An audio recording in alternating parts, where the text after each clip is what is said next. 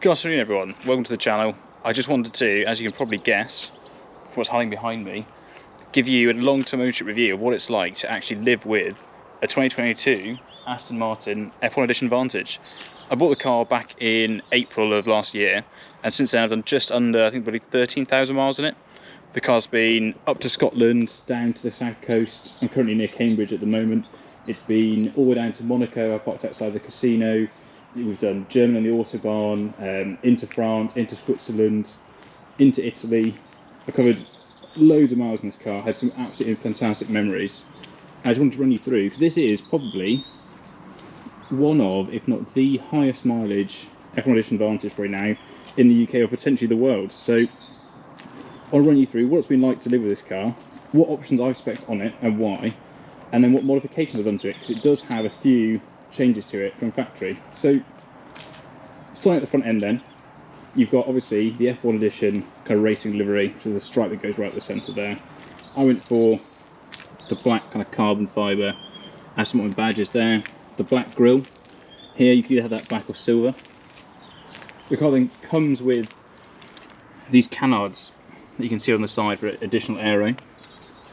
You then got on the bonnet here the two carbon fibre exhaust vents. You then got these side pieces here with obviously the F1 Edition logo there on the side. And then I believe back now you can actually get these wheels on a traditional Vantage, but back then you couldn't get 21-inch wheels on the regular Vantage, and these were obviously lighter, 1 inch bigger diameter. And I've spec'd the carbon ceramic brakes in the vehicle. I went for black kind of calipers to match the kind of black accent running throughout the car. You then get carbon fibre wing mirrors, 360 kind of cameras. You can see the first one just underneath there. Carbon fibre roof, and the stripe continues along. And obviously the main feature is this, the aero kit. This massive rear wing here on the back. I've also gone for the tinted rear lights. I think in future what I might do is see if I can tint or wrap those lights there, just the brake lights. I think that might tie in the rear end a little bit better, because when you come around the back, I think that kind of black accent will be a bit better with the red colour maybe tinted. But let me know what you think in the comments. You then, some of you may have already spotted, these aren't stock exhaust tips. The actual Aston Martin ones are really, really small, like pea shooters. With this, I think you can get your whole hand in there, the Mighty Car Mods exhaust test there. So those are Velocity AP wider exhaust tips, and I've also gone for, this is the body colour diffuser, which is another option you can go on there. So usually they're either black, but you can also have body colours, because the F1 Edition Vantage either comes in Aston Martin Racing Green, which is this, as both gloss and then the satin, this is the gloss. You can get the same in black and white. So I thought, Aston Martin, British kind of car, it has to be British Racing Green. So if we start inside the car then, you can see you've got these Alcantara kind of sports seats here. I've gone for, I think it's Wolf Grey Alcantara here, then the kind of contrasting black leather Onyx black stripe down there. I know in a lot of the promos it had the kind of AMR traditional lime green, but I'm just not a fan of it. I think it's just too much in an Aston. Maybe on a Lamborghini, but I don't think it really suited the car. You then got the traditional kind of, obviously the Mercedes setup that we all know about. But so I've gone for the touchpad on there, the carbon fibre jewellery pack, which then kind of continues round your kind of air vents there. And then also, I think my favourite bit from this angle is that kind of carbon fibre Alcantara on that instrument cluster there. And then I've gone for the Alcantara steering wheel as well, with these large paddles kind of running down the side. You've got, yeah, Alcantara knee braces there. Again, continues underneath from the, like where a glove box would be. Nothing in here. And then in the back, space-wise, a little shelf there, then a kind of larger one up here at the back, and then a decent boot space in the rear. I've also gone for the premium audio system as well. So I then pop the bonnet. You can see what I've done to the car since owning it. So you come around the front here, latch is just underneath there, push to your left, and up it comes. So as you can see, not a stock Vantage anymore. This cross brace here is an option from standard. Usually it's silver, I went for black. I think it's an extra £140, which I thought was kind of worth it, that slightly better look. I didn't go for any of the carbon fibre engine interiors, which you could go for, which were thousands of pounds, and I thought was mental. But I'm glad I didn't, because it's now got, I think, one of 2 Airtech Motorsport in the world kind of intakes, and this has added so much character to the car. You can really hear that kind of intake noise as you're going, even at light bits of throttle. It just kind of makes the car come alive, and I think it's such a great modification that they've done here. They've done a really, really good job, and it's all fitted and installed by David Appleby Engineering. So I'll put a link in the description. Go to the website, have a look. They've also fitted my Velocity AP exhaust. They've taken the GPF filters out as well, and they've put a Velocity AP tune on there. So I believe the car is now running 590 brake horsepower and over 650 foot-pounds of torque.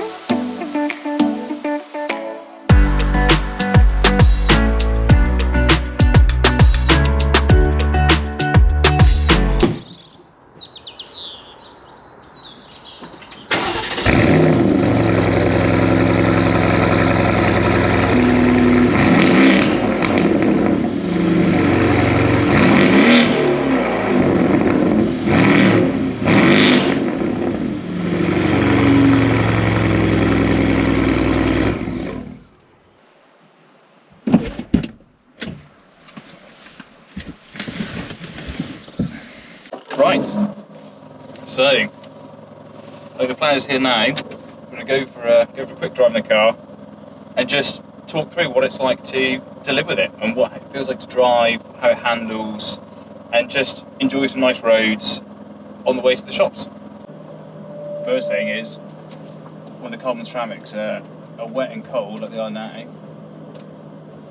don't know if the camera will pick it up, but when you first set off, so I've literally just washed the car. When you first set off, this is what you hear when you try and apply the brakes. You come to a standstill. Hear that? That squeak. Quite disconcerting the first time you hear it, but as long as you're aware that that's what it is. It's literally just the ceramics warming up, and once they get dry and a bit warmer, that'll go away. So I might have to get some fuel. But so the car itself comes with 3 modes. So you've got Sport, Sport Plus and Track, and that's the same for the suspension and the engine, which you can adjust here on the steering wheel. You've got engine on the right, suspension on the left. At the moment we've got suspension in Sport, which is the softest one, and actually for day to day it's not too bad. As most of you who live in the UK will know, our roads are absolutely awful at the moment, and it handles it quite well. It's like turn the music off. For instance, it's a BMW 235i, and going over the potholes in that is much harsher than this is in Sport. So actually, for day-to-day driving, very kind of livable, very easily. But into Sport Plus, and then you feel that ride instantly get a bit firmer, and you can feel the potholes a bit more. And then Track is the harsher setting, and you can really kind of notice those bumps like that on the road. So we'll go back to Sport. Suspension. Then for kind of driving dynamics, I almost literally drive everywhere in Sport Plus. It keeps the valves open all the time. I've got a Valvetronic back box in there from Velocity AP, and I just think the car sounds much better in Sport Plus. And who buys a car like this to drive it around in these kind of least sporty mode? I mean, maybe in the wet if you get caught out in it, but apart from that, Sport Plus is where it's at. But it's interesting with this car really, because I didn't really plan on driving it as much as I have. My daily driver is an Audi RS7, and annoyingly that's been a way to have some work done on it. It had a racing green wrap on it to match this car actually, and the wrap bubbled. The wrap were really good, it wasn't their fault. They said they took it back, had a look at it and went, yeah, that shouldn't be the case. And they said, yeah, they'll correct it for me. I wasn't meant to be here, I was meant to be away, working abroad over kind of winter, and so I said, I'll just take the car, pick it up in November, and when I get back, I will collect it from you. So they've had the car, and essentially, because they thought it was going to be away for a long period of time, it meant that actually they hadn't booked me in like a specific slot. They're just going to work on the car in between other jobs. So when I then didn't end up going away, and I was going to be here over Christmas and New Year, and we had all the ice, all the snow, it meant I didn't have my 4-wheel drive Audi, and so I've actually ended up daily driving the Aston through winter, which was not ideal. This car, as stock, is pretty back-end happy, and especially now that it's had a ECU tune, it's pretty much at the limit of the tyres' traction, and especially when it's cold and not up to temperature or a little bit wet, it is quite a handful. But on those days where it is warm and everything kind of flows, it's just such a pleasure to drive around, and it's much more of a sense of occasion than the Audi. I did find, though, however, driving it around for all those days and going to Lidl and going down the shops, whilst that was really fun the first couple of times, actually daily driving the car was starting to make it lose its magic a little bit. That sense of occasion, it was making it seem less special, and even got to the point where I thought to myself, you know what, I've done 13,000 miles in this car. Do I want to keep adding more mileage onto it, or do I want to get rid of it and get something else? But now that the weather's a bit better and I've got the motorbike out as well, it's great. And so now I try and drive it. You can hear that intake. Well, I hope you can, but it pops and bangs, and on the downshifts, it's just a lot of fun.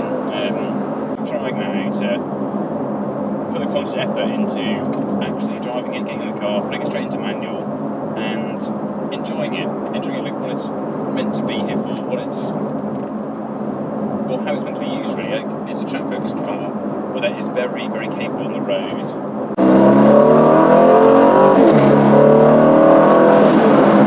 And you can really,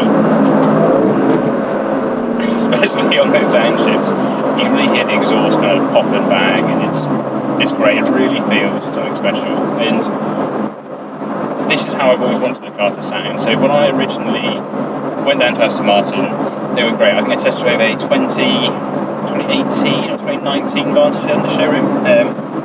Not a F1 edition, I'd seen one before, but I'd never driven one.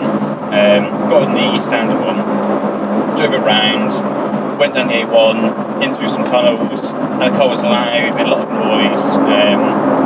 And when I got mine, it was fairly muted, and this is because in between the time doing the test drive and getting my car, it had GPF filters kind of mandated, and it kind of stole the kind of character of the car. And so since then I've had Velocity AP, Valvetronic black box put in, I've had GPF deletes, I've had Velocity AP, ECU tune, and an Airtech Motorsport intake put in, and it's honestly transformed the car. It's brought it back to life. You can hear that intake note. So you can hear. I wonder if you can pick up here. It's you almost want to put a blow-off valve on it. It's so nice, and that's what we're currently sitting at, just over 2,000 RPM, and to 2,500. You can really just hear that intake noise, and it's such a pleasure to drive. It's not too loud. It's not obnoxious. It's just absolutely lovely. I think it's really important to appreciate cars like this for what they are. They are performance machines, and they should be driven and driven properly. And when you do drive them, they sound phenomenal. For instance, if we overtake this person here,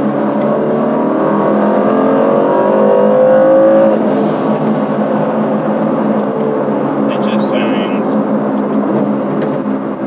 so great, and it's really fun to have this car, and really fun to enjoy it. And so, what else I want to talk to you about with this car? So, we've gone through the kind of interior earlier. It's very intuitive.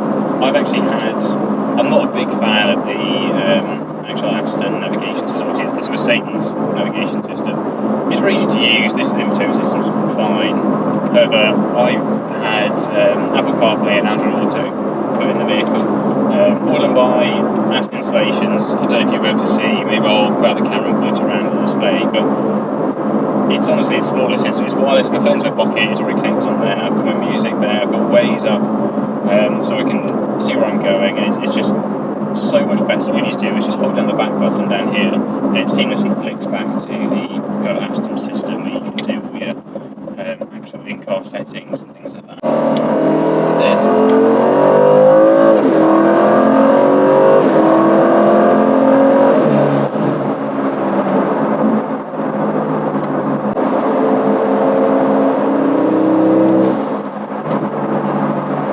it just brings a smile to your face. It's so nice to drive, and it's just, once it's warm, once you're in chair, it just grips. Like, you get in my Audi, and in a straight line, it's probably faster. Actually, it probably is faster than the Aston in a straight line, and definitely more comfortable. But going in that Audi around a roundabout, it feels like going. It feels like you're in a boat. It just rocks from side to side, and it's just not as capable. Whereas this, just listen to it. It sounds phenomenal.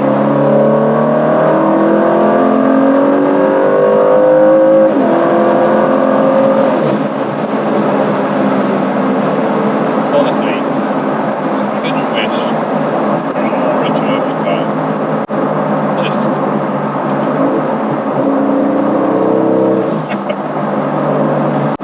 absolutely love this thing, and